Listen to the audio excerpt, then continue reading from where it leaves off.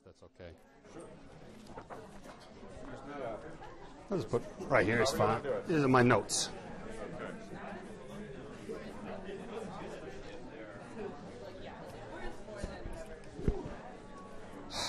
Well, good afternoon and welcome, well? everyone.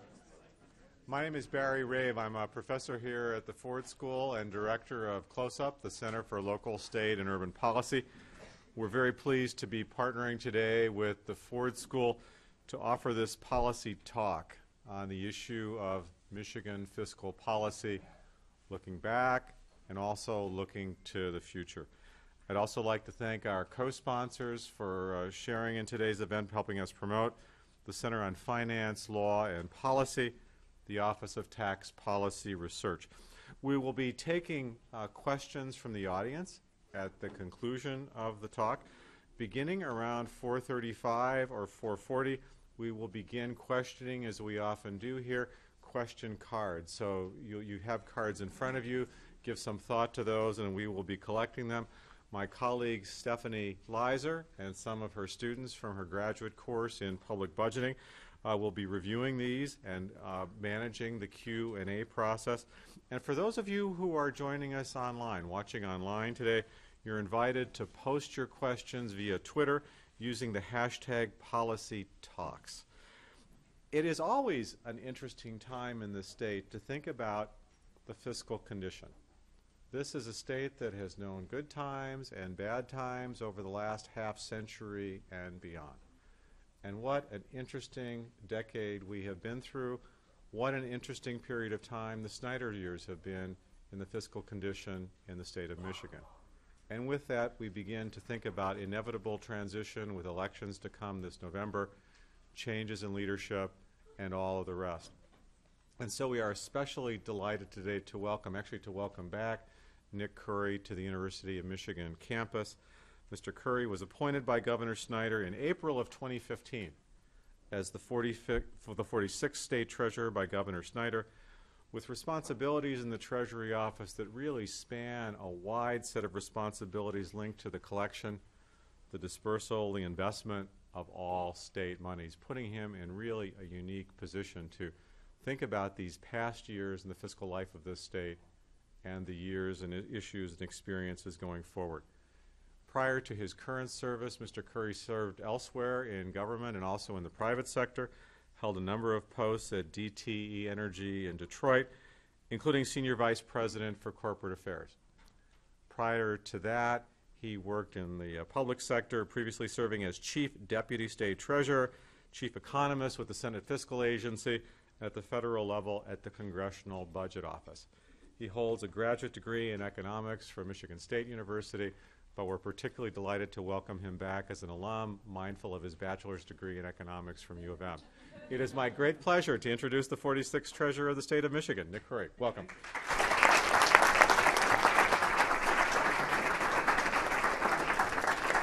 Thank you very much. Thank you. Good afternoon, everyone. It is a pleasure to be here. Thank you for the invitation. I do try and do this as often as I can just because I enjoy it so much. But what I enjoy most about it is hearing what you have to say, both your questions and your comments and your criticisms and your compliments, too. I know it's more interesting for you. I get fewer and fewer of the latter. But I know it's more interesting for you, but it's definitely more interesting for me. So I'm going to talk a little bit at you. I thought this was a college class, so I had to put together slides, which I usually don't do. And I'm going to go through a few slides, but as you're thinking, I want to spend more and more time talking about what's on your mind, and I'll tell you what's on mine. I guess just a little bit about me. I have done state and local policy for a long time. I also spent half my career in the private sector, too. But I do have the honor of working in Treasury at Michigan and working for the legislature in Michigan 20 years ago. Stepped outside of Lansing and then came back 20 years ago, or came back just a few years ago to finish my career. So I do have a perspective on how things have changed in Lansing.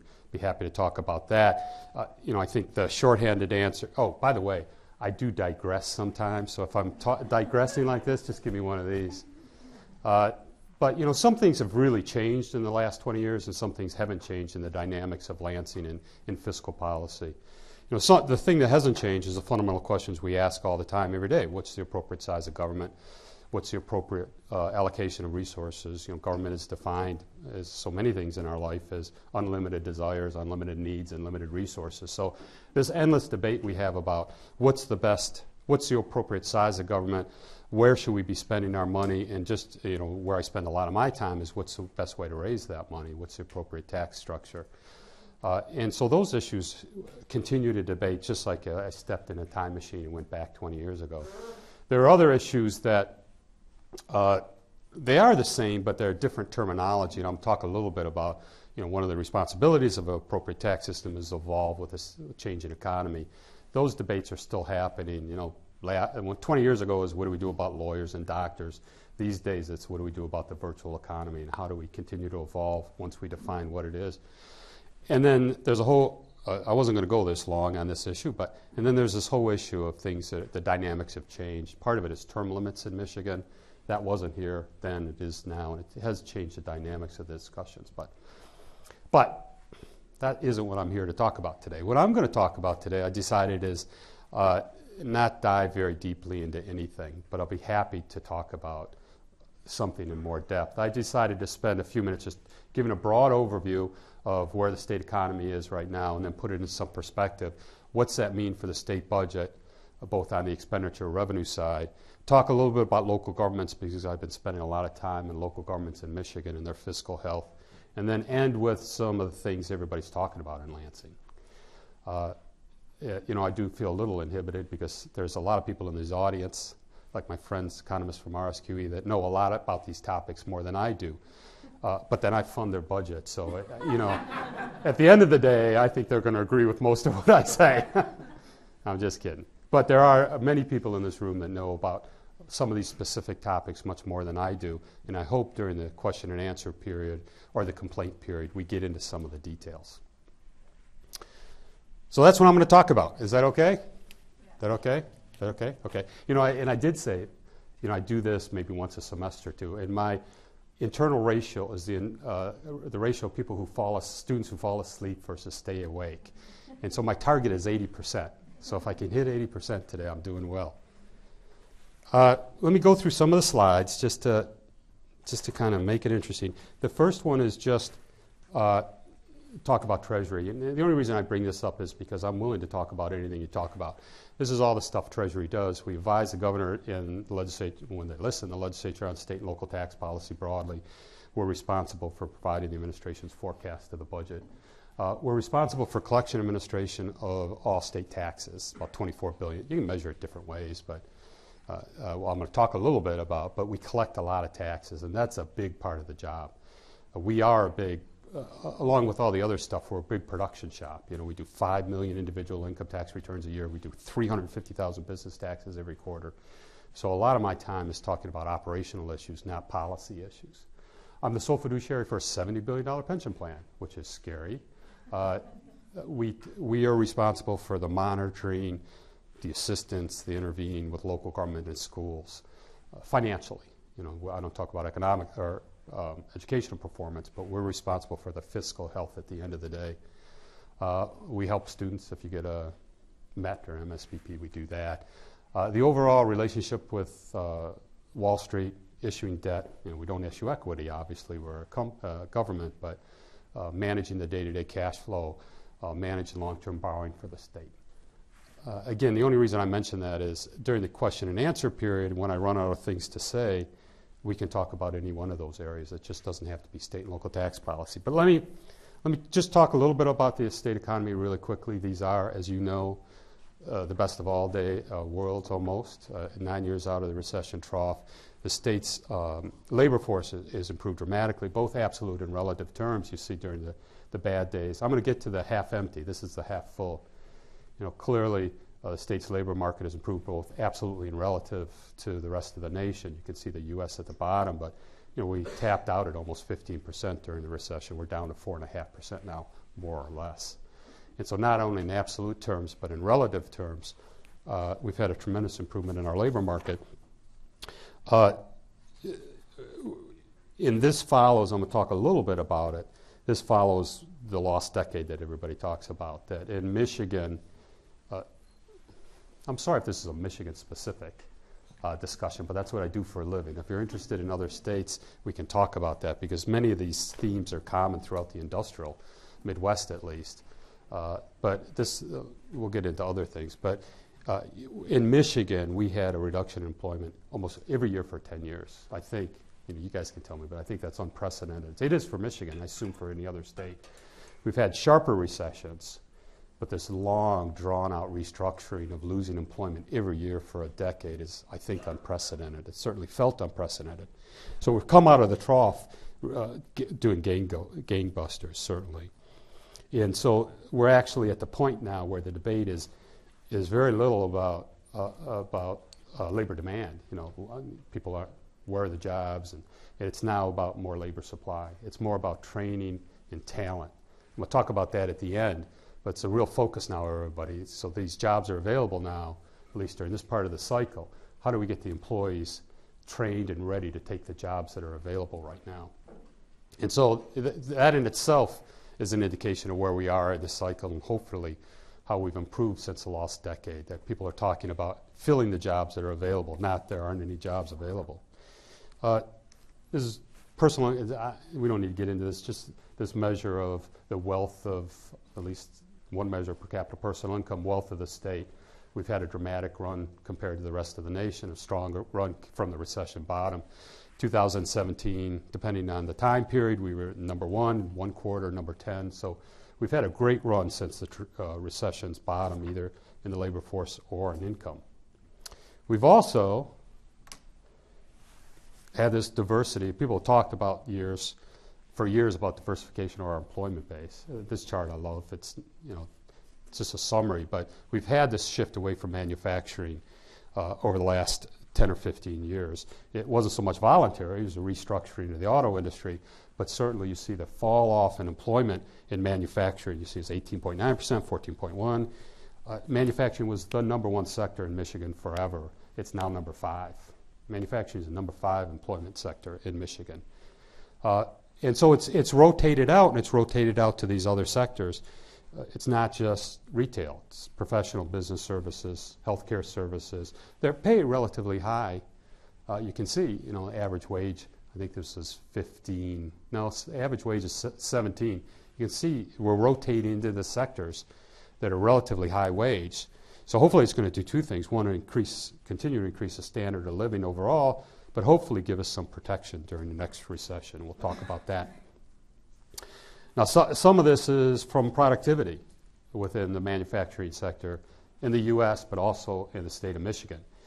A couple of tidbits I always love. Since the recession bottom, tell me if I'm wrong, since the recession bottom, production in the auto industry in Michigan's up. It's up 100%. Employment's up 20%. So you can see the productivity improvements within manufacturing. Another tidbit I always love, and I'm going to read it to you. So this is from McKinsey, so who knows if it's right. But in 1990, the big three, 250 billion of revenues, 36 billion market cap, 1.2 million employees, the big three in 1990. Fast forward to 2014, it's a little old, but 2014, the big three, the silicon companies, the big three high-tech companies, in 2014, they had 247 billion of market cap. 247 billion of revenues, about the 250 of autos. They had $1 trillion of market cap. They had 137,000 employees. About the same revenues, about the same importance. If you look at the Dow now, it's dominated by the high tech.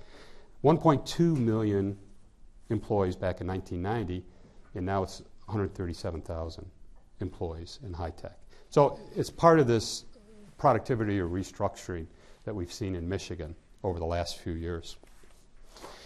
So that's the good news. We've had a great run from the recession bottom. If you take a broader view, including this last decade, we are a smaller state. Here you just see the change in employment. We lost about 800,000 jobs. In the recession, we've gained about 500,000 jobs back, so we've gained about 60%. And also the change in labor force during the recession, during the last decade, not the recession. We lost 300,000 jobs. We've gained only 84,000 jobs left. So we've had a great cyclical run. We're not back to where we were prior to the last decade.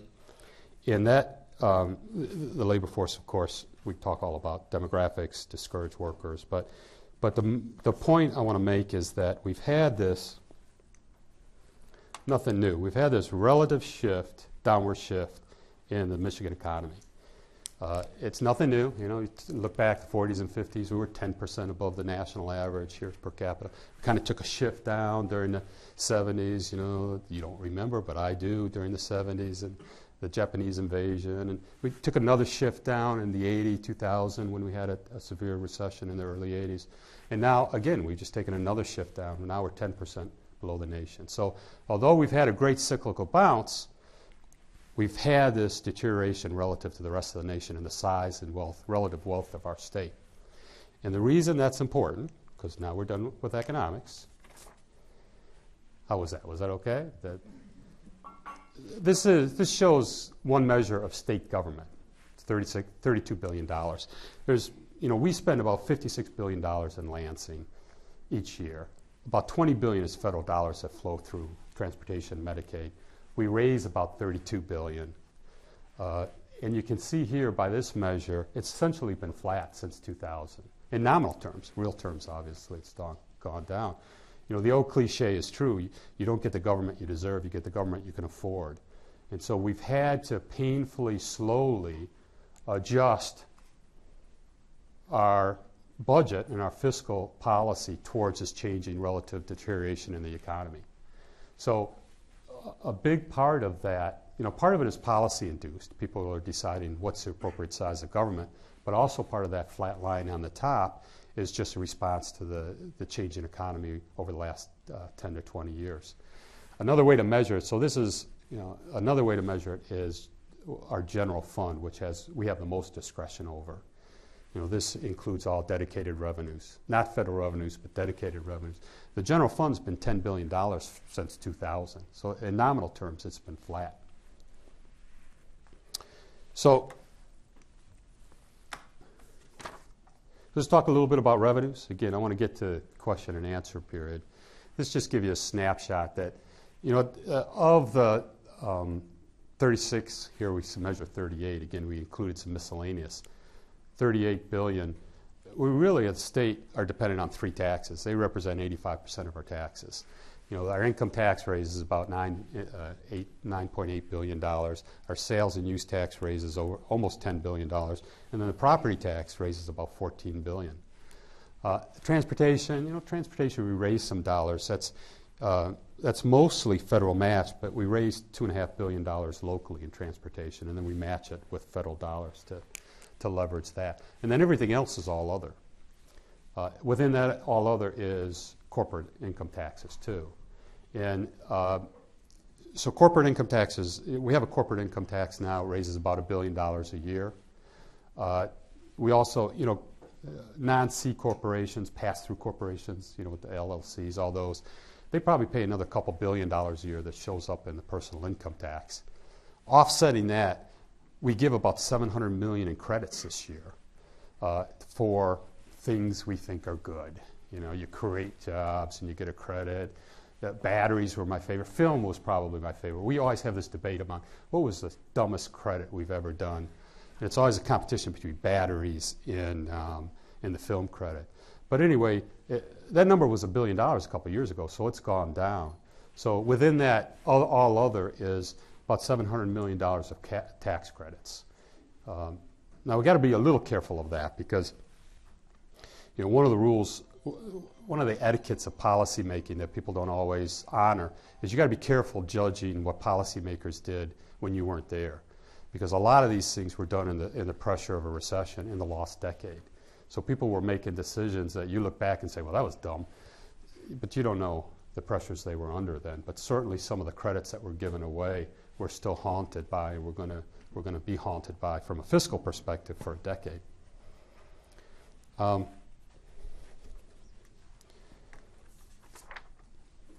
Now part of this, this just shows that our relative tax burden has declined, measured here since 2010. But there has been a decline in our relative tax burden. Now here, this becomes part of policy decisions of people were made on the appropriate size of government. That's what happened. That's what's happened here. We've gone from 18th highest to 30th highest. Now, except for the property tax, we're out of the top 20 in most of our major taxes. So let me just talk about not so much the rainy day fund. I'm going to talk a little bit about it now because part of what we're focusing on now is avoiding what I call the yo-yo effect of fiscal policy, right? Times are good, you cut taxes, you increase spending. Times are bad, you respond by increasing taxes and cutting spending.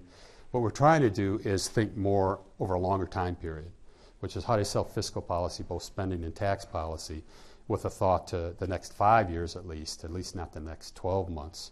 And so we are talking about, well, at least, not elected people so much, but policymakers are talking about how do we get prepared for the next recession, because the next recession obviously will come. Who knows when it will be. So we're talking a lot about, how do we deal with long-term liabilities so we get a chance to attack those now?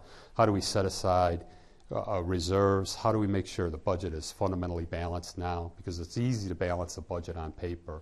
It's much, much harder to really balance the budget. It doesn't take long to realize how you can balance a budget on paper and fundamentally, structurally not be balanced. You pull ahead revenues or you push expenditures out, you tap reserves. So really we need to take this opportunity now with the wind at our back to get prepared and think about what happens during the next downturn. And so again, we've attacked long-term liabilities. We put aside money into the rainy day fund. We're almost $1 billion now. Won't last long, but it's at least gives us breathing room when the next recession hits. But you always got to be careful here. It's like planning for the next hurricane. You can do all the planning you want, or it's like what Tyson said about boxing. You do all the planning you want until you get punched, and then you don't really know because each recession is different. We've been through a lot, but I've been to too many of them now. You never know when they're going to happen. Now I do feel bad. Our ability to forecast the macroeconomy is limited past a few months. You never know when it's going to happen, and when it happens, it hits harder than you think. Revenues drop faster than you think, and expenditures increase faster than you think. It's just that I've been through there. I've walked through a recession, and the governor said, you got to bring revenues down by $200 million. You go in the next month, it's another $200 million. And they go in the next month, he says, when are you going to stop? I don't want to see you anymore. So you can't absolutely plan for it and kind of insulate the budget from the next recession, but you at least need to think about it and get prepared as much as you can. Okay,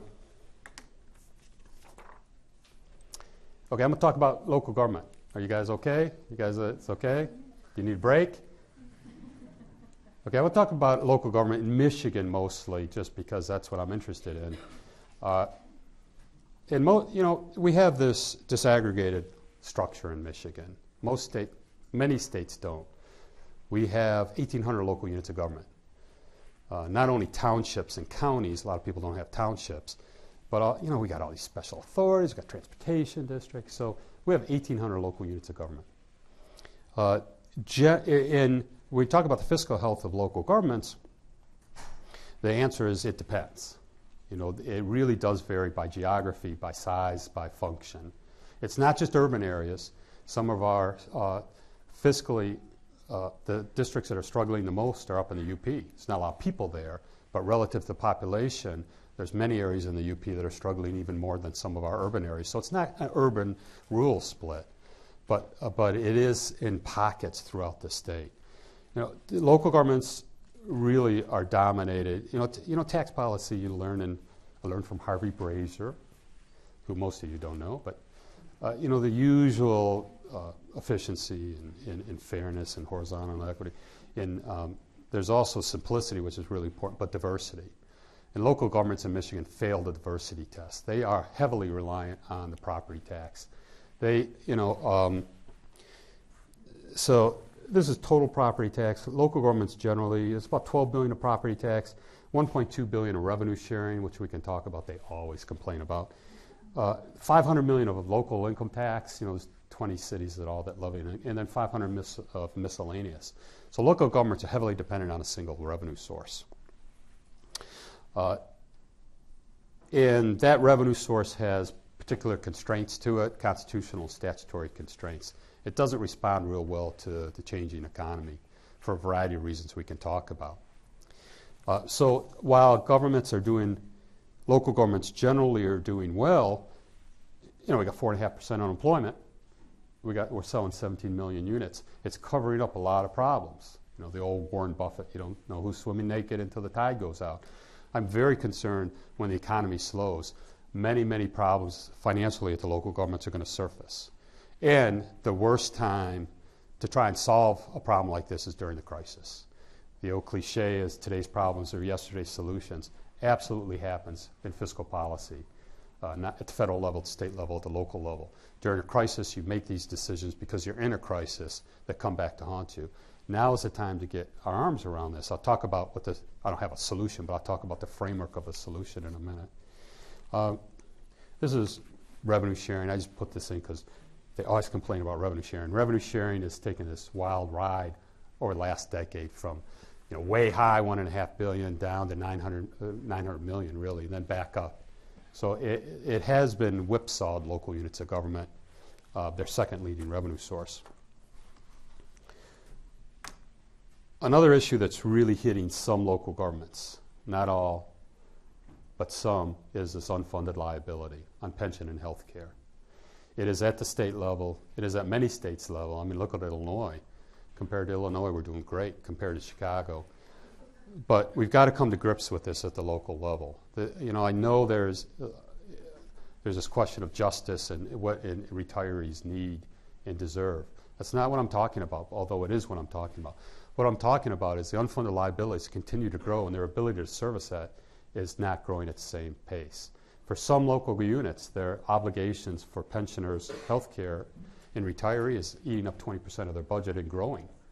So other areas that they should be spending money on continue to decline because it's pushed out by this rising obligation. Some of it is demographics. Obviously the labor force is getting old. Some of the urban areas, Flint, for example, has 5 retirees for every active worker. Some of it is being driven by healthcare costs. Healthcare costs are going up, depending on how you measure it, 6 or 7% compared to a couple percent inflation. Some of it is being driven by market returns because you put a bunch of money aside and you hope the investment earnings offset inflation. And the way it works is when you have a couple of bad years, it takes a while. So part of it is market returns. And part of it is we collectively made bad decisions. We thought good times would last forever, so we gave benefits. We get 13th check is my favorite, which is, whenever you had excess money, you gave it to people. The problem with that is the way you run a pension plan is you need the good years to offset the bad years because you're going to have bad years. If you give away the good year all the time, you don't have any cushion for the bad years. But, again, it wasn't anything, it was mistakes made at the time because it seemed like the good days would go on forever, and in fact, they're not. So we're talking with local units of government now about what do we do about this? We're trying to be a little agnostic as to how you do it, but there's not a lot of options here, right? You put more money into the fund, you put more money away, you cut benefits, you raise taxes. There's nothing else. There's no real magic. So we're being a little agnostic about what they should do. That's a local decision. But clearly they've got to come to grips with this. They have an obligation to the people they're making promises to be able to fulfill those promises into the future while not destroying the rest of local government. So I'm going to talk about that a little bit more, but I'm running out of things to talk about. So I'm going to talk. I didn't know I was supposed to talk about an hour. I never talk for an hour. I didn't know that until I came in. So I'm stretching it out as long as I can. Let me talk a little bit about looking forward. I got a couple slides. First, just talk, how we see the world, mostly because we're still in RSQE's view of the world, but we see continued expansion over the next couple of years, which is going to be critical because most of our budget decisions now, we're trying to get ready for a recession, but the base forecast is continued expansion. One of the things I wanted to point out is this is the general fund, the money we have that has most flexibility is $10 billion a year. It's not dedicated to anything.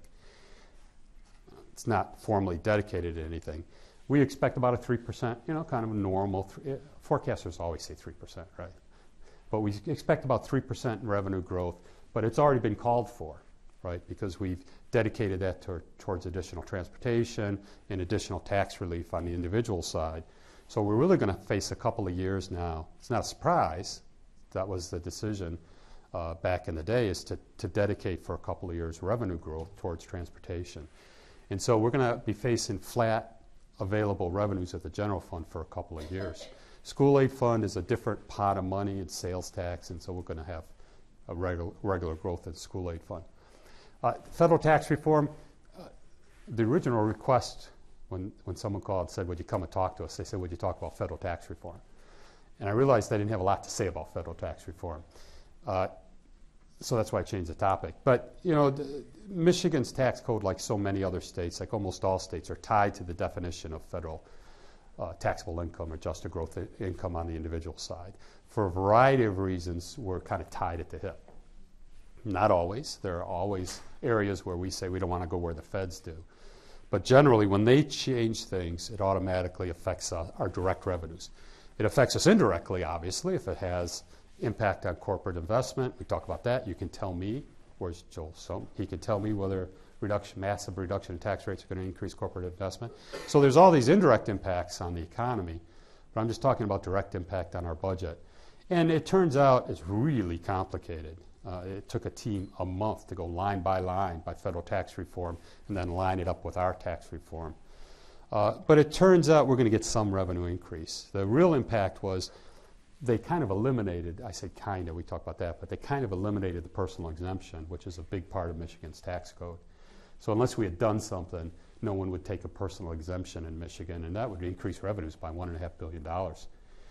No one wanted to do that because it was an unintentional impact.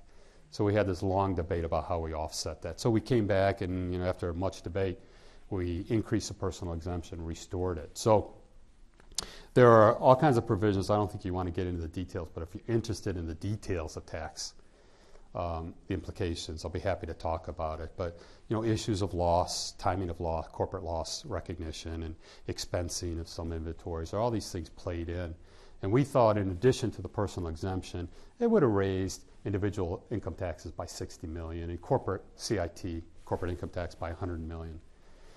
If you got to pay a taxes, $100 million is a lot of money. If you're part of but generally, we raised $38 billion a year, so it wasn't a big issue.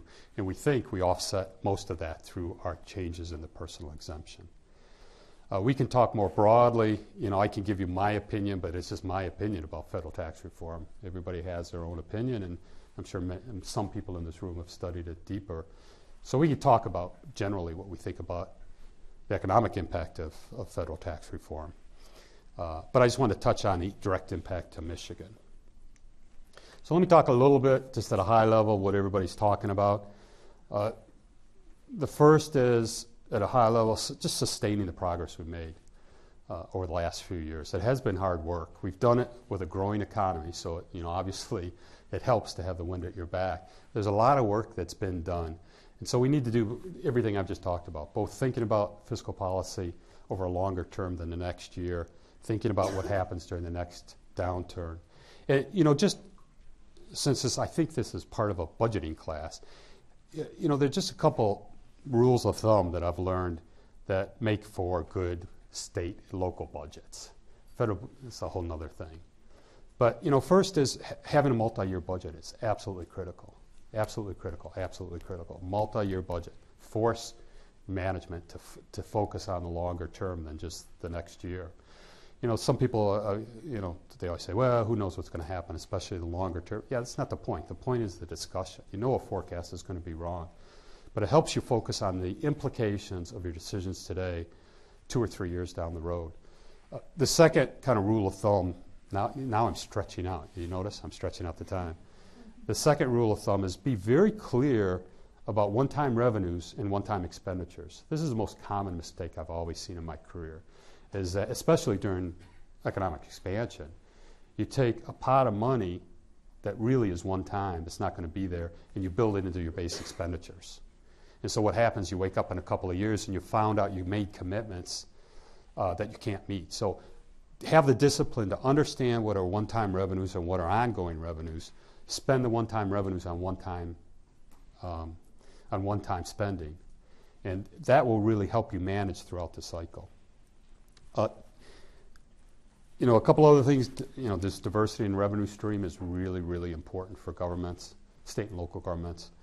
We're not exactly meeting it as much as I would like. We talked about that at the state level, and we talked about that local. So finding a diverse revenue source that can help manage throughout the cycle is important. And then the third, this constant focus as a policy person. You need to talk to the policy makers, the elected officials, about this concept of intergenerational equity. It's just, it is so easy to either kick the can down the road, or it's so easy to make short-term decisions that have short-term benefits and long-term costs. And it's a million different areas. It's pension benefits. If I have a problem today, I give additional pension benefits instead of wage and salary increases in a local labor agreement. And then 10 years later, you find out you're underfunded. It's issuing debt, issuing debt appropriately for long-term assets. That meets our definition of intergenerational equity. But issuing debt for operating expenses doesn't make any sense. It sounds common sense, right? But it happens all the time. My favorite is we do these deficit elimination bonds in Michigan, which is issuing debt for operating purposes that was undertaken 3 years ago. Even worse. So, really focusing on, as a policymaker, helping elected officials understand this idea of intergenerational equity. So that's my budgeting advice. Focus on the multi-year budgets because it forces it. The other thing is understand capital, because governments do a poor job of understanding their capital, both having maintenance versus new investments and understanding the shape of their capital. They just do a really poor job generally. And then one-time revenues, one-time expenditures, intergenerational equity. That's the first bullet. The second, addressing long-term spending needs while maintaining a competitive federal tax system. It's a really big debate we're having now. I've often found, and I've been in this area a long time, this idea should be taxes higher, should be taxes be lower. I think it's a wrong question. I think the question is how do we create a set of policies that increases standard of living for all Michiganians? So it's not taxes higher or lower, but it's what are you getting for taxes, and so how do you mesh both the spending side and the tax side? And I think that's a much more interesting place to start. And practically what is happening now is we are having the debate about where do we want to selectively increase spending. Infrastructure is a big one, roads and sewers and water, and other infrastructure. It gets a little, technology and all that kind of stuff. But infrastructure generally is a big area. People are talking about where do you invest and how. Education has always been a topic. How do we invest more in our educational system and get more outcome, more equity for the dollars we spend?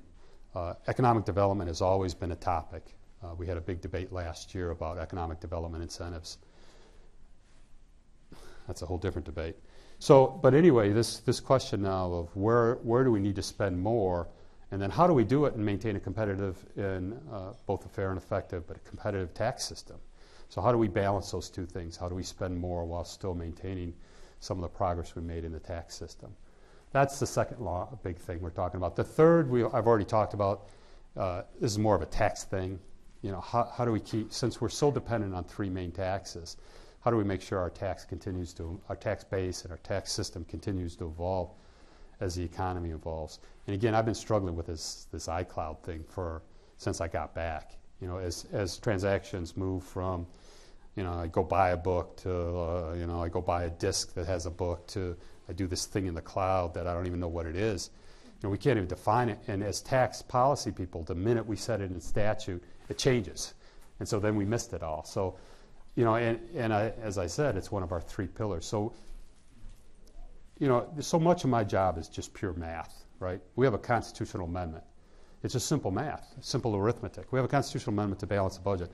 If we have a deterioration of one of our taxes, we either raise another tax, which is okay, or we cut spending, which is okay, but we can't do anything. We got to pick one of those options. So as the sales tax continues to deteriorate, as a state, we need to come to grips with what do we do about that. Every state is dealing with that. Every state, every time I go to a conference, that's a big topic. And then local governments. I kind of beat that to a pulp. That's really the topics we're talking about. This is kind of the, oh, wait a minute, I got to do it. Sorry. This is kind of put in, the way we put it together in a pamphlet. Talent, we talked all about that. there's a big debate going on now, and it's interesting to find because a few years ago the whole debate was how do we get people into higher education to get a degree? Because, as you all know, the long-term economic earnings is increasing, but degree, not degree, how do you do it? It's focused, it's shifted now to, there's a lot of jobs that are available that are really great middle-class jobs that have a good career, but we need to get people trained, whatever the skill trade is. How do we get them trained? How do we get them interested? And then how do we match those with employers that need this? So this whole idea of talent has become a big thing. Education, education is, we've talked about forever. Here's one little tidbit. It gets back to this pension issue. So we run the investment, the pensions for teachers. 10 years ago, I looked it up. We were contributing $970 million, 2006, to the teachers' pension plan. This year, it's $3.5 billion. 970 to $3.5 billion. For a variety of reasons, I'm not saying we should stop that. I'm just saying if conditions were different, that's another $2 billion we could have put into the classroom. So anyway, people are talking about education, people are talking about infrastructure, people are talking about local government, and then effective government is where I spend a big part of my time. So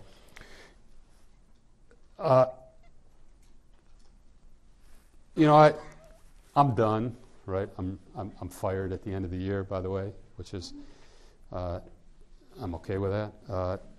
And it's time. It's time to let the next generation of policymakers handle these things and tackle these questions. I'm fine with that, and I think they'll do fine. I think you'll do fine. What am I talking about? You're the next generation of policymakers. I think you'll do fine. I think, just focus on the basic. Focus on the policy, not the politics. Take a longer-term view of what's required, and not just a short-term view. At least in Michigan, in other states too, but at least in Michigan, build on some of the successes that we've had the last few years, kind of right-sizing the budget and the fiscal policy in Michigan. And that's where you guys can disagree with me. That's good. But build on the successes we have, but take these challenges on. It's easy to punt on these challenges and take it and deal with it next year, but there's two problems with that. One is the problem always gets worse. Whatever the policy problem is, the longer you delay, it is always harder to solve. The hole gets bigger, the losers get more offset the winners. So the sooner you can take these issues on, the better it is, the easier it is to solve. And just as important, as I started this talk today, we're at a real upswing in the economy, right? These are the best of all times. Unemployment rate's 4%, 4.5%. We should be addressing these issues now with the wind in our back. We shouldn't wait till the next crisis to try and address these issues. We need the will, we need the foresight, we need whatever it takes to address these issues while we still can and we have some flexibility. Now that's part of our job as the technical policy makers, technical policy, whatever we're called, to bring these issues to the attention. It's part of the actual people who vote. I don't vote. No one voted for me. But it's partly our responsibility to frame these questions so that it's easy for them to understand, it's easy for the general public to understand, and to take some of those harder decisions now because of the greater good down the road. It's not easy, but it's possible. Progress is made. Like any large organization, especially government's made to react slowly, and that's most of the time is a good thing. But you can make progress in this area, and I don't know what you guys are going to do for your career, but I think done right, public service is by far the most interesting career, most meaningful career you can do. I've done both. Private sector is great too.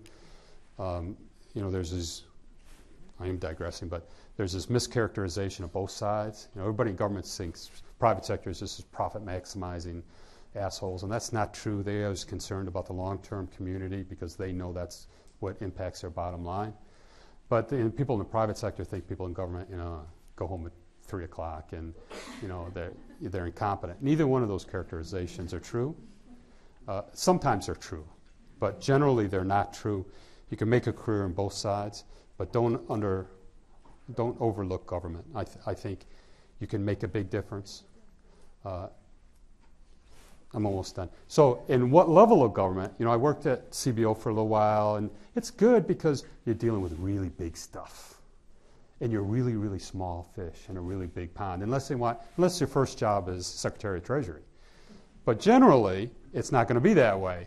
So in state government, you get your arms around issues. Now, sometimes you're dealing with issues you think, is this how I'm spending my day? But still, you get more of a direct impact on policy in state government. And local government is even more so. Politics becomes more personal the more local it is. And sometimes the hardest jobs are the school board and the road commission because there's much more ownership on the part of the local constituents. So let me just end by, I wandered a bit today. I apologize. I want to hear what you have to say. I want to hear criticisms too because, that's what makes this thing interesting is criticisms. But what I really want to leave you with is if you have a desire to work in government, you should follow it. You should do it, whether it's federal, state, or local.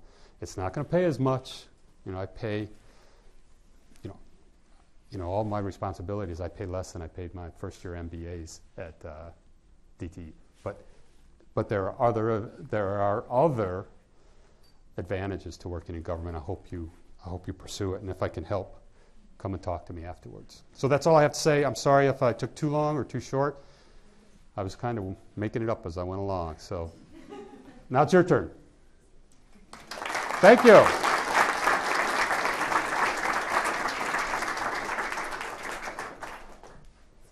So I was going to ask for a projector, and but some of you know what I'm talking about. Yeah. We used to, handwrite on those slides and put it on a projector. We don't do that anymore. Thank you very much. Again. Oh, thank you too. Twice. I'm Stephanie Leiser. I teach the course that we're hosting on budgeting and financial planning. And so now we're going to open it up for the Q&A portion. We've got Jason and Emily going around. I know you've seen them collecting the little white cards. So if you have questions you want to ask or things that come up during the Q&A, please just wave at them and they'll come get your card. And we have Stuart Hammond and Morgan Beeler, two of my other students who are going to ask the questions. So we will turn it over to them at this point. Great. Thank you, Mr. Corey. Nick. Nick. My real title is Honorable, by the way. Honest to God, Honorable Nick Corey. If I could only give my wife, I've tried for 3 years. She refuses to call me that. My name's Stuart Hammond. I'm a first-year Ford student. Hi, I'm Morgan Beeler. I am also a first-year MPP, and I'll be asking you the first question. Sure. So thanks for being here. My pleasure. So the Citizens Research Council is pushing for local government services to be regionalized at the county level, with state revenue sharing going to counties for those services. From a state perspective, what do you think about these proposals? A couple things. I was on the board for Citizens Research Council forever. I love their motto. Their motto, and this was like 100 years old, the right to criticize government comes with the responsibility to know what the hell it is you're talking about. That's one of my favorite mottos. So this issue of local government, for the 3 years that I've been here, I've been pitching this story, and I haven't really gotten much traction yet. But I do think we need to take on the fiscal structure, the fiscal framework of local units of government in Michigan. We need to do it now when the economy's. And I think it's in 3 buckets, and we ought to attack all 3 buckets. I'm going to get to I got your question here. We're going to get there in a minute, I promise. We need to tackle all 3 buckets. One is the unfunded liabilities we talked about, because that continues to grow. Second is the efficient provision of services. We need to make sure we're doing it and again, locals always get upset. I'm not saying there hasn't been a lot of efficiencies over the last few years because of the reduction in revenues. There has been. We need to find other ways to continue to provide more efficient, more effective services to our constituents. I'll talk about that in a minute because that's where the CRC comes in. And then third, we've got to talk about, do we have a stable revenue base that will support local governments, not give them all the money they want, but support governments over the cycle. So I've been trying to talk about all 3 areas at once. It's hard to attack one without the other because all 3 are so interactive. I've had some success, but certainly not as much on all 3. So CRC was talking about the middle one. How do you provide effective services? We have a disaggregated system. Let me give you CRC used this as one of their examples too, is property taxes. It's our biggest revenue source, $14 billion.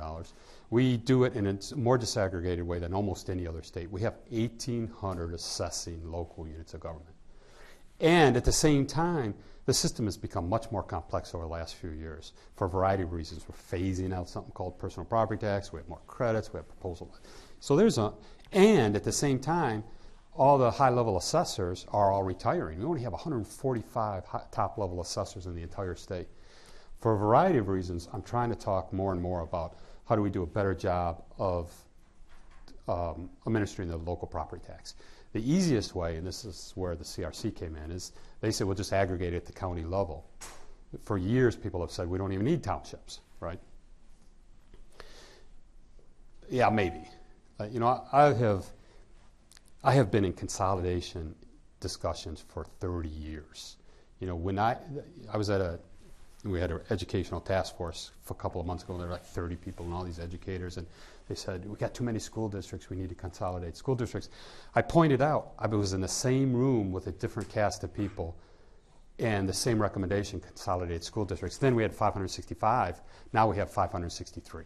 So after 20 years, we had a consolidation. So if you make a conceptual argument of we need to consolidate services at the county, that's fine, but you run into local control here. Michigan has a really strong, especially in the rural areas, local control, and rightly so. So the question is, and CRC kind of provided some of the services that they thought should be consolidated. The question is, how do you retain local control at the same time you get the economies of scale of many of the service provisions? So, I'm a big fan of consolidating areas without consolidating districts. So some functions are done at the aggregated level. I don't think this idea of consolidation is it's not a philosophical issue. Just like outsourcing versus insourcing is not a philosophical issue. It's a practical issue day by day. Sometimes case by case. Sometimes it makes sense. Sometimes it doesn't. So the moral of the story is we are looking for ways for locals to jointly get together. Not necessarily. CRC said, well, the county should do all this stuff. I'm just saying there can be organizational arrangements where we can get some of the economies of scale and still keep local control. I'm a big fan of, some people hate it, and I hate it sometimes, but special assessment districts, where as long as locals, the worst thing is, I live in Plymouth Township, and Plymouth City has excess capacity in their sewer or water system, and Plymouth Township goes out and builds. There's no coordinated planning. If we can force some kind of at least planning and then give them local taxing authority to fund that joint, I'm a fan of that. But I haven't made any progress, and my clock's almost out, so that's you guys' job. So it's a long-winded way of saying some of the stuff CRC talked about, everybody's been talking about forever, and it's a great, good idea, but I'm less interested in what makes conceptual sense and more what we can make sense to move the ball forward that's actually we can implement. There's a long-winded. All my answers won't be that long, I promise.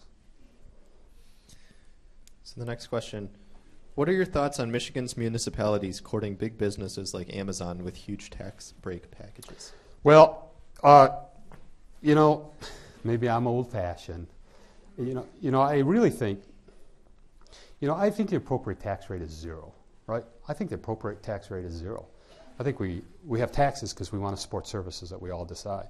This idea of using the tax system to, we're going to create a new industry, we're going to create a new business, we're going to attract somebody from here, I think is a fool's errand. I think the problem is for every dollar you give away, 70 cents is for behavior that would have happened anyway. And you don't know what's 70 cents is, what the 30 cents is. And so that's the problem with using the tax system to do good things. I view the tax system as a necessary mechanism to raise the dollars we want because we want to fund our spending. So I'm not a real fan of tax incentives. Having said that, we just passed a big package last year that, it became a joke. Well, the treasurer hates it, but let's pass it anyway. So, you don't always win, and that's fine. No one voted for me, but I just think generally these big incentive packages are losers. And I know the academic literature always comes out as they're losers. But, Alan Blinder had this quip from a long, long time ago, and I saw it was in today's Wall Street Journal. again, but I love it. So politicians use academic research like drunks use a lamppost, more for support than illumination. I always like that quote, and it's absolutely true. So, this academic research that says you shouldn't do it, you shouldn't do it, you shouldn't do it has very little impact when there is a company on the line or a stadium on the line. That's a big thing. Who's going to lose the Red Wings? But I just think generally it's self-defeating. It's impossible, not impossible, but it's difficult to avoid. It's difficult to resist. But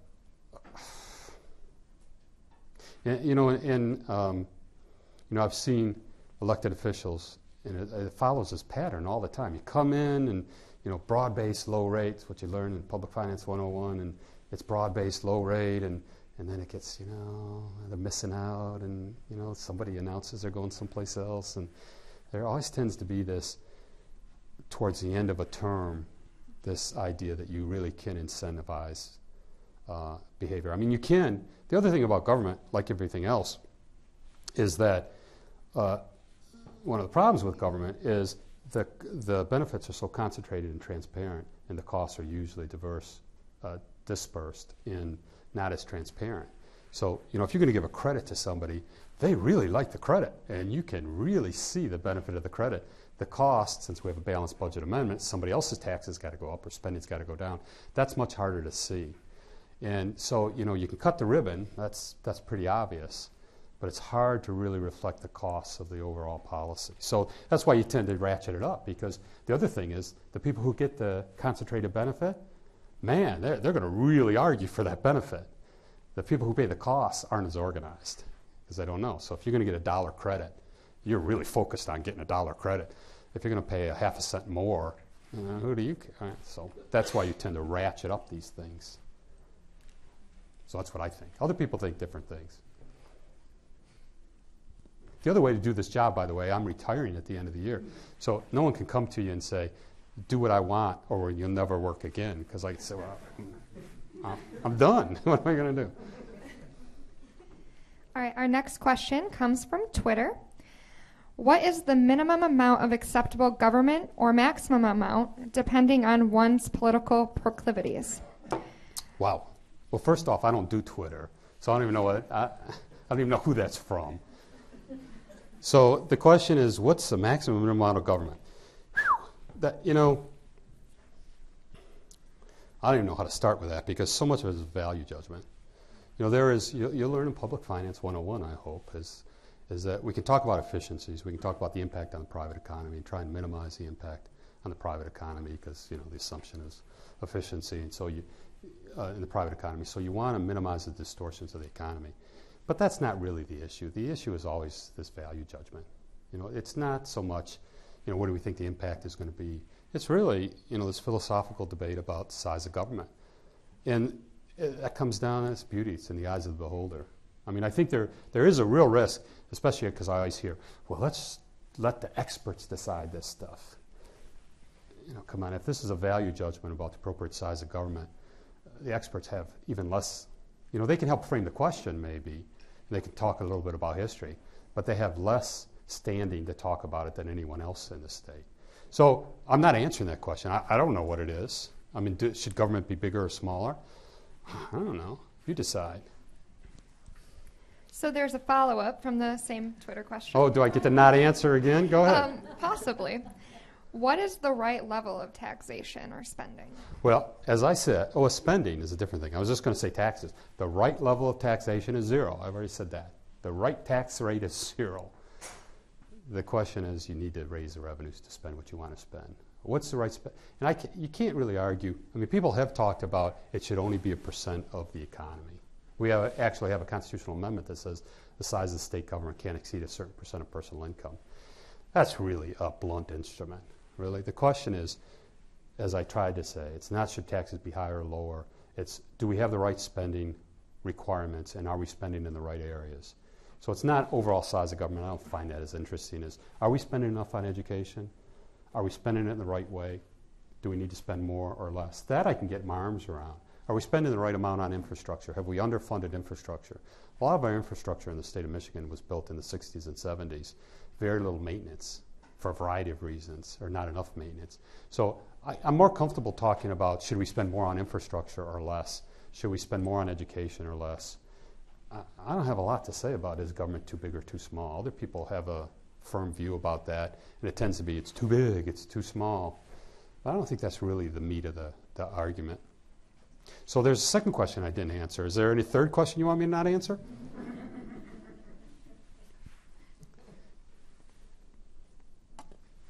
Oh, now I've scared them off. They're afraid to ask because I'm going to be mean. How do you ensure that the state's investment portfolio is socially responsible? I don't give a shit. I mean, this is a really important point. I'm a sole fiduciary for a $75 billion pension plan. My sole responsibility, that's money is for retirees. My sole responsibility, you can tell I have passion about this, is risk-adjusted rate of return. That's it. We need to do good things. We need to support blank. We need to restrict blank. We have all kinds of policy forms to do that and all kinds of ways to do that. We can pass laws to do that. The pension plan, don't believe this bullshit about we'll restrict your choices, but you can still earn returns. That's a loser's game. Number one, because it's a slippery slope. And the number of treasurers that got thrown in jail because of what they did to their pensions is remarkable. But more important, pensions are risk-adjusted rate of return. That's it. And now I know it's going to piss people off because people love to say, oh, we're going to use our pension plan. We're not going to invest in tobacco.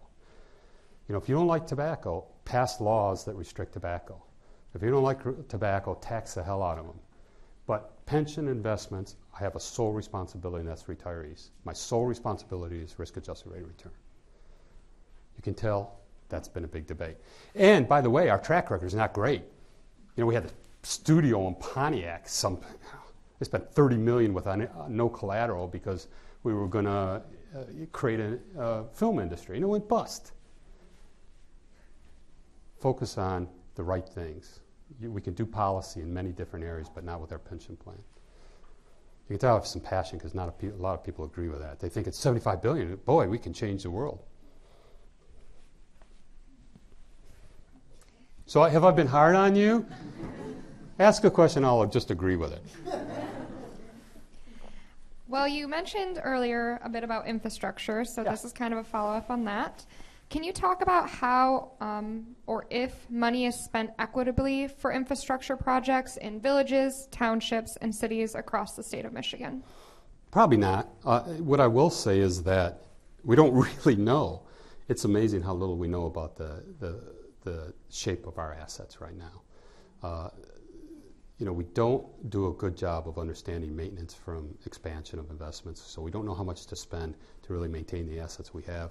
We don't really have a good idea of where we should make improvements to the infrastructure. So I think it's hard to say whether we're spending in equity or equitable or not, but certainly I think there are many cases where we've underspent in our infrastructure. Now, the legislature just passed a bill. That's a good bill. They put it in Treasury, which I don't really like, but we're trying to get a statewide understanding of the shape of our infrastructure right now, and that's broadly defined. Because, you know, again, the private sector does it a little bit better, and part of it is budgeting. You know, in the private sector, there's a accounting difference between capital investments and current expenses, and so you have this forced, more or less, to look at your capital budgets. Government, it's all mushed together, and so I think we need to do a better job of understanding where we need to invest. We need to invest in those right areas, and then we need to find a revenue source. And equity, again, is, you know, there's always this trade-off, as I was trying to say, between local control, local input, and some of the economies of scale of providing better.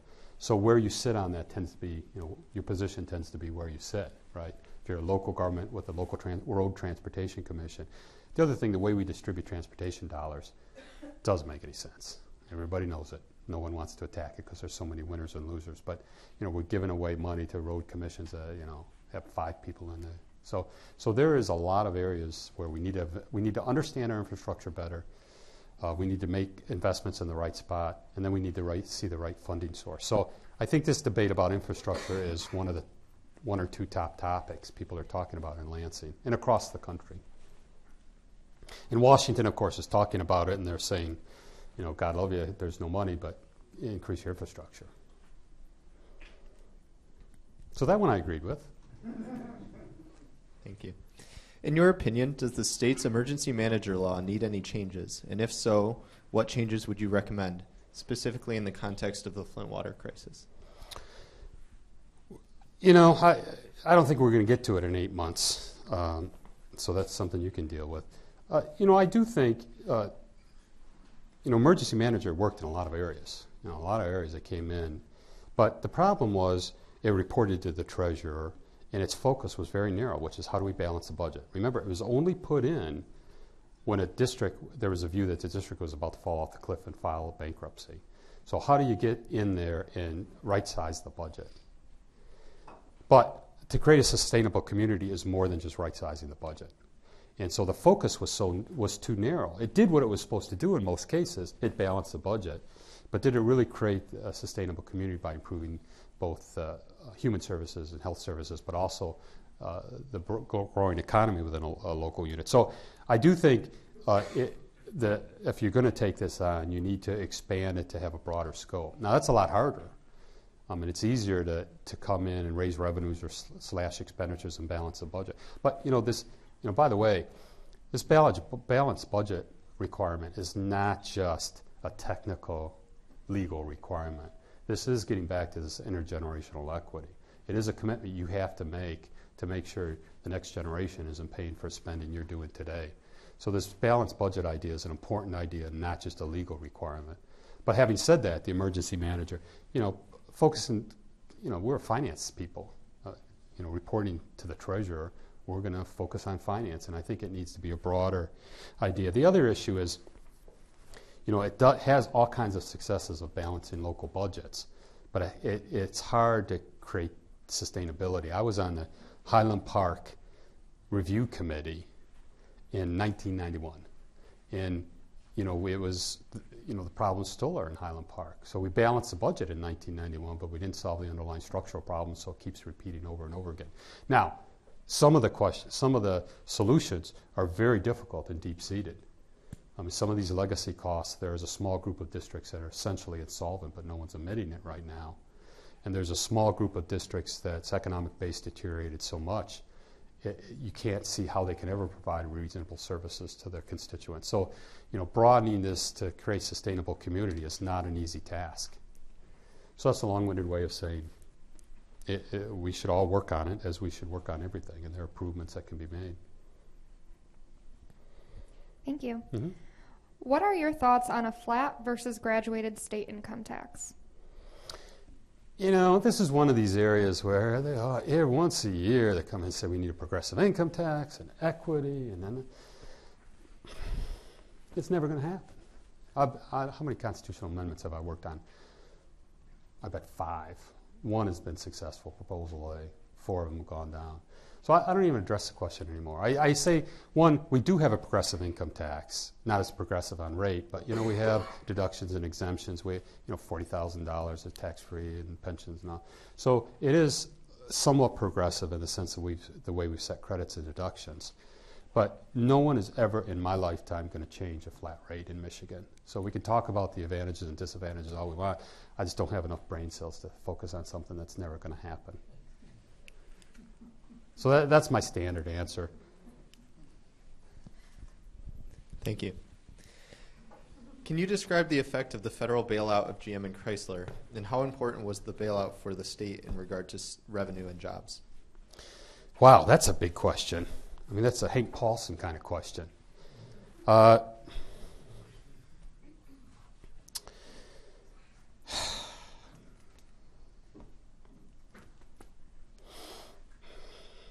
Well, there are two issues. They were embedded at the same time, which is the failing of the auto industry. At the same time, the financial markets were collapsing. So it's hard to pull those two things apart.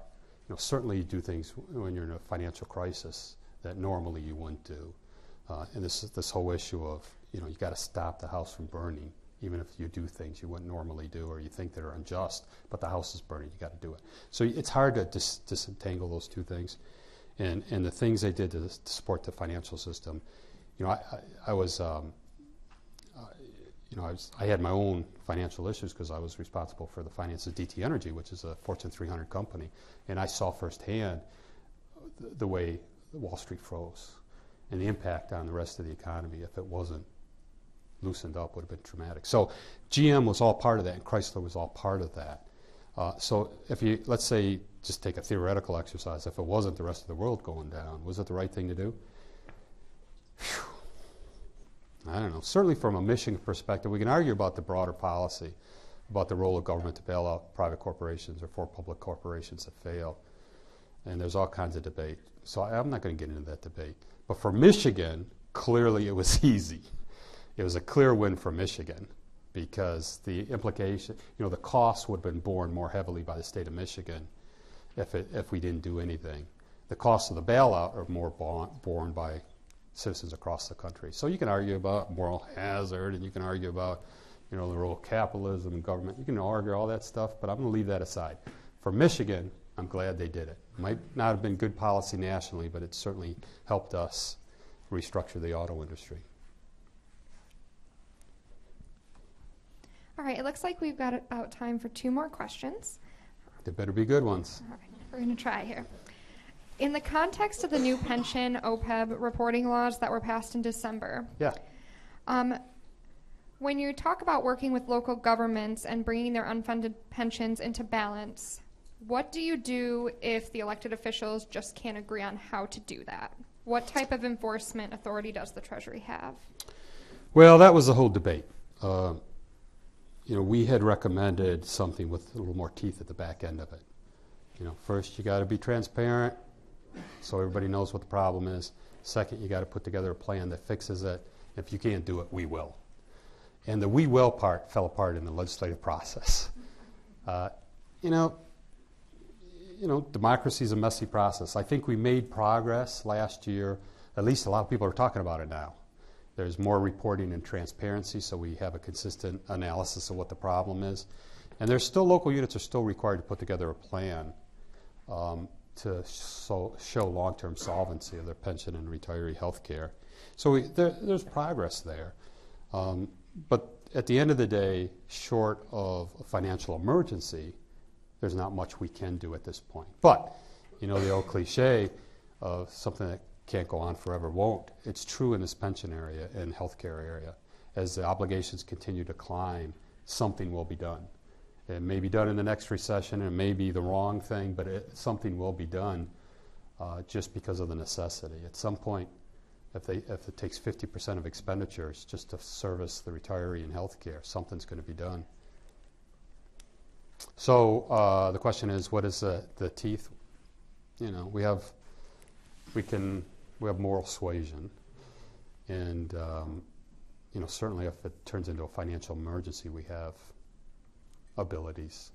But outside of that, it's got to be taken unit by unit, contract by contract. Thank you. How do you view the relationship between the Snyder administration and the legislature, and how can you prevent the yo-yo in fiscal policy, as you call it? Well, the relationship is fine. So how do you present the yo-yo fiscal policy? Again, it's what I tried to talk about. It's really as much as providing the perspective and forcing long-term planning, forcing long-term forecasts, forcing multi-year budgets, forcing this debate between one-time revenues versus ongoing expenditures. So it's everything I just talked about. That's really how you start thinking about this fiscal policy over a longer term. And just a recognition that the next recession will happen. And everybody knows it. Nobody knows when, but it will happen. And how are we going to prepare ourselves to deal with some of that? Now, you saw this rainy day fund went from $0 to $900 million over the last few years. That's kind of the indication. Back in 2010, 2014, 2010, 2012, and then a little bit last year, there were changes to the pension system that reduced that liability. We have an outstanding unfunded liability of the teachers' pension plan of about, and state employees, but teachers about $50 billion. But we lopped off probably $20 billion of that with changes. So, there are many areas where the fiscal house is in much better shape now, both this year and going forward. But as I said, there's still quite a few challenges to go. All right, looks like we can squeeze in a couple more. Okay. So this is kind of a fun one. Good. These have been fun. What state are you least envious of? Oh, Illinois by far. That's not a hard question. I mean, Illinois is a mess. It's a basket case. It is financially, whatever, insolvent is a better word than bankrupt because it's not so. And it's politically insolvent. I mean, Illinois by far is a mess, is the biggest mess we have. Might be eventually the first junk bond state, I think, ever, probably ever. So Illinois is the one we don't want. I think Michigan's the one we want. I mean, it's our home. It's a great place. So I'd say we're number 1, Illinois is number 50. And then you pick the rest in between. All right, and this will be our last question. You said that last time. You're answering them quicker? Okay. This time we mean it. All right. What do you most wish the public better understood about your domain? About my domain. Just that, like life, broad public policy issues are always trade-offs. They're never black and white. Anyone who says the answer is easy, it's X, either has a really simple problem or is selling you something. So, I think, without really thinking about it, I wish people understood that most of these difficult questions are balancing acts between two goods, and it's not good and bad. And whatever you choose, you have to understand the consequences, but you have to pick the best path. And then a corollary to that is the old, as I get older, I live by cliches. But the old cliche is don't let the best be an enemy of the better. That's also really important as part of public policy. You've got to make sure you're moving the ball forward, but don't get so paralyzed by, there's so much more we could do to at least take the next step, because government is incremental, and that's not a bad thing. Government change is incremental, and so both of those things. That these issues are complicated. There's no easy answer. It's black and white. So when you're making a decision, you need to understand, and you need to be sympathetic to the people who are making the decision that they are facing trade-offs. And then second, change doesn't come all at once. It's more incremental on the fiscal side. It's more incremental change, but that's okay as long as, the tanker's moving down the Great Lakes, and you can't move it all at once, but you kind of nudge it each time, and eventually it turns around. Okay, so I know we've told you. Oh. That's okay. We even turned it off. We were ready to be done. No, that's okay. Just scream All it right. out. Well, as everyone knows, Twitter always has the last word. So this question comes from Twitter. Over the past several decades, the states, including Michigan, have shed cost on higher education to the federal government. Has that been a good bet for the state of Michigan? On higher ed to the federal government. Okay, they are talking about what? What federal government costs at the federal have they been picking up? I'm unclear. Unclear. This is So what have the- we? Let's just change the question, because this is what everybody, all the professors in the room want to know is how come we're not spending more state dollars on higher ed? That's probably what people want to know. I don't know the federal government. They have they have research dollars, but traditionally in education, both K-12 and higher ed, feds are not as big of players. So should we be spending more on higher ed? Yeah. I guess it's a trade-off. Yeah, I do think. By the way, this is unsolicited. This is not my area, so I'm always a little hesitant to talk about areas I don't know, other than when I'm at the family dinner table. But you guys got a problem, because the higher education is fundamentally changing over the next 10 years. And the way we provided higher education 10 years ago is going to completely look different than the next 10 years. This is virtual costs, whatever it is, higher education could be restructured. And more people are talking about we need to provide more money, but how do we provide more money? So part of that is public sector, state support. Part of that is universities got to come to grips with that themselves. So there's two things. There's demographics, right? We're just on the baby boom and overall demographics. You see it in K-12 now. They're going down. And that's going to hit the universities. There is also this, at least short-term backlash of maybe a university degree isn't the way to a middle class. Maybe becoming a really good plumber is the way to middle class. And you have this whole technology that's providing a service in a completely different way. So I don't know what the answer is, and I don't know, I don't even know how it's going to turn out, but this is going to be fundamentally different in the next 10 years. So should the state contribute more? Yeah. We have a weird constitutional provision in Michigan that says, depending on how you interpret it, give us some money and leave us alone. That's what our Constitution says for higher ed. Give us some money, shut up, and leave us alone. And I don't know. So is that how we're going to leave it on that? I don't know if that's how I wanted to leave it. Well, the good news is we don't have to leave it on that because we're going to have a little reception outside here, and I know that there are several questions that you guys passed up that we didn't quite get a chance to get to, but you can perhaps ask them in person. I want to thank everyone again for coming, and please join us right out in the Great Hall.